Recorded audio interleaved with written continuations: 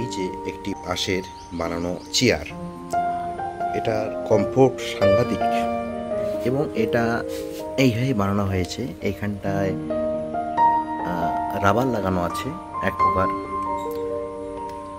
এইবারে এটাকে ব্যালেন্স করা আছে এইভাবে যে এটা কতটা নিচে নামবে, সেটার জন্য কতগুলো পদ্ধতি অ্যাপ্লাই করা হয়েছে। এই যে সেই পদ্ধতিটা। এইবারে কি হচ্ছে, এটা যখন নিচের দিকে দিচ্ছি তখন সেটা এখানটায় এই যে মুভ করে যাচ্ছে, এখানটায় সেট হয়ে গেল। এবং এটাকে যদি আমি একটু উঠিয়ে পরেরটায় নিয়ে আসি, এটা কিন্তু আরেকটু নিচু হয়ে গেল। এবং যদি মনে হয় যে আরও নিচে করব, এটা এরকম হয়ে গেল।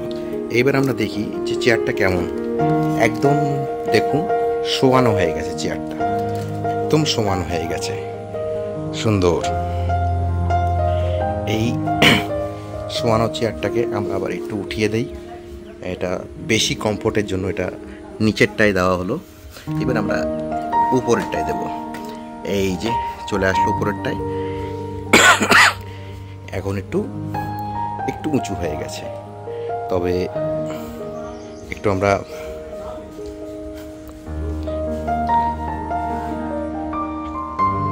এই যে সেই কমফোর্ট চেয়ার। এবং এটা হচ্ছে মুভেবল এবং শুলে মুভ করবে। এই যে দেখুন কি সুন্দর মুভ করছে, সাংঘাতিক ব্যাপার। ঠিক আছে, এই যে সামনের থেকে দেখাচ্ছি, চেয়ারটা ঠিক এরকম দেখতে হয়।